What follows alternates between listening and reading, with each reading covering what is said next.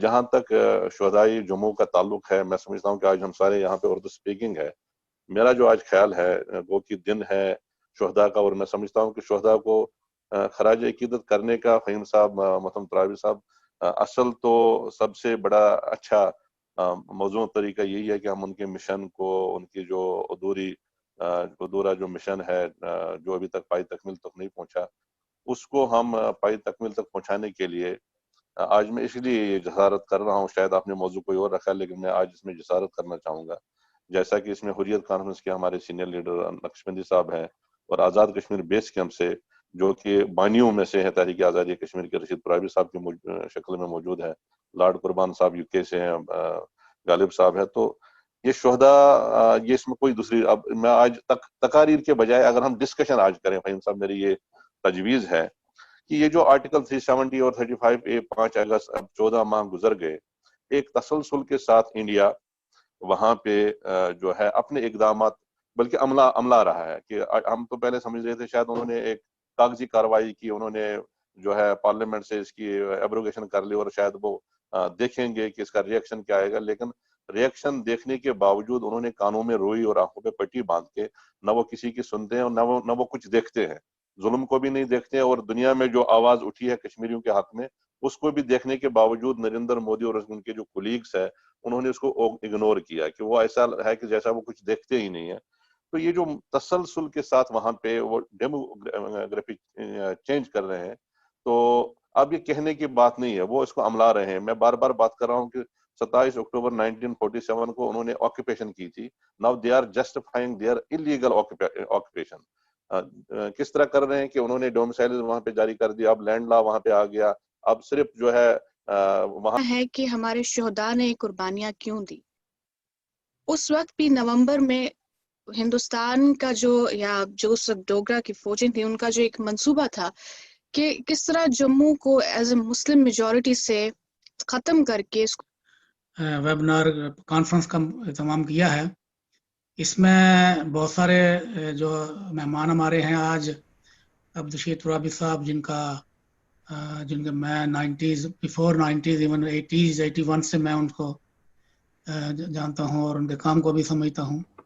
اور اس طرح محترم الطاف احمد بٹ صاحب، تو یہ تو sacrifices of our martyrs.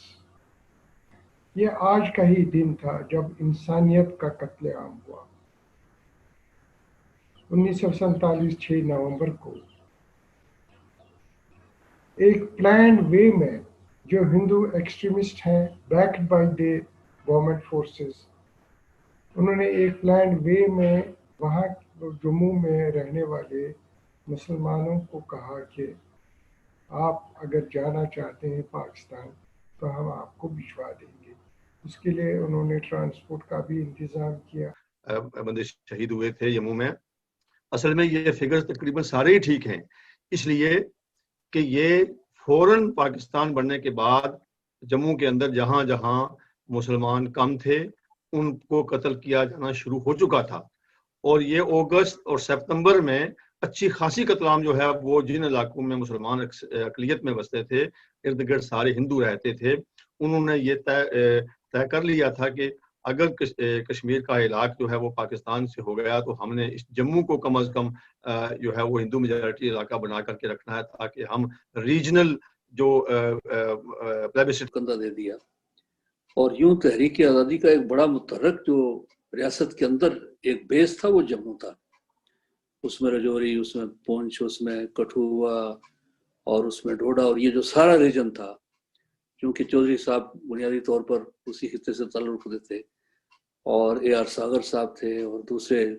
سید نذیر حسین شاہ صاحب تھے پونچھ سے. یہ جتنے نامور لوگ ہیں،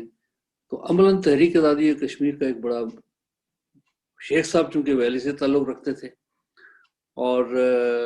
ان کے ہندوستان کے ساتھ کندھا ملانے سے ہندوستان کا کسی طور یہ ایک اطمینان ہو گیا تھا کہ جیسے تیسے ہم ویلی والوں کو اپنے ساتھ ملا لیں گے. تو اس لیے انہوں نے جموں کو خاص طور پر ٹارگیٹ بنایا، اور مقصد ان کا یہ تھا کہ وہاں پر جو ایک آبادی کا تناسب مسلمانوں کو اج حاصل ہے اس کو وہ منیمائز کریں، اس کی اکثریت کو ختم کریں، اور جس طرح سے بات ہوئی ہے کہ اس میں انہوں نے لاکھوں لوگوں کو شہید کیا اور لاکھوں کو بے وطن کرنے پر مجبور کیا. آج تقریباً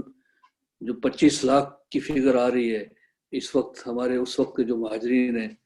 جو بے گھر ہوئے اور آج پاکستان کے مختلف صوبوں کے اندر وہ مقیم ہیں، کچھ لوگ آزاد کشمیر میں، کچھ لوگ دنیا کے مختلف ممالک میں بکھرے ہوئے ہیں. تو یہ پہلا وار تھا